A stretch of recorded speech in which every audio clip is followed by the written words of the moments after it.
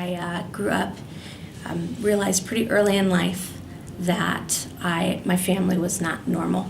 I started kind of the idea of escapism really early in life. I would pretend and imagine that I was someone else, and that is when I became suicidal. When I was 19, it was the first time that I had ever been prescribed an antidepressant.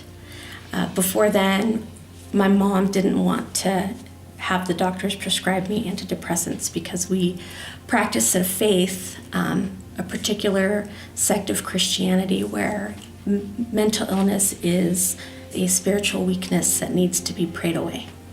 So it wasn't until I got out of my home that I was able to seek a doctor and get on antidepressants. And that was the first time I had ever heard the diagnosis bipolar 2 disorder. I started taking antidepressants and things started to feel well. I was getting into back into my faith more. I got married, and then I had my first child.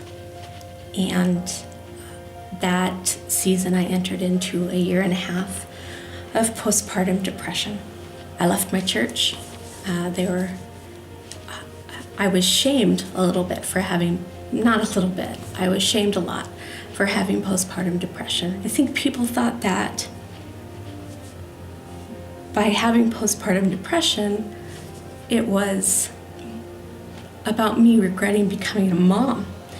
But it was really about me regretting that this child, this little bundle of perfection, had me for a mom. He deserved better. And I lost, my ability to be extroverted and joyful around people. I just didn't want to be around people anymore.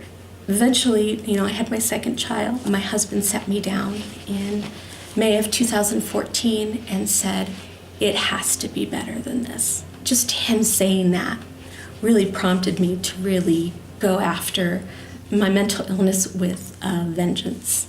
I just sat down with my doctors and explained to them that, what was going on and things weren't working. They put me in contact with an excellent therapist who said for the second time in my life, at the age of 37, that I had bipolar 2 disorder.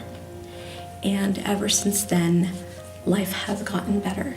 I have my ups and my downs. My medications are not, fix-alls, but they really help me stay more stable. It's improved my marriage. It's improved my ability to be a mom. I also want to be kind of a witness for moms who go through postpartum depression, that it's not a point of shame. And it feels that way because we isolate ourselves and we don't want to tell anybody else. We feel so lonely. But I think there's something beautiful in saying, I struggled with postpartum depression. And just having that kind of company and knowing you're not alone is incredibly healing.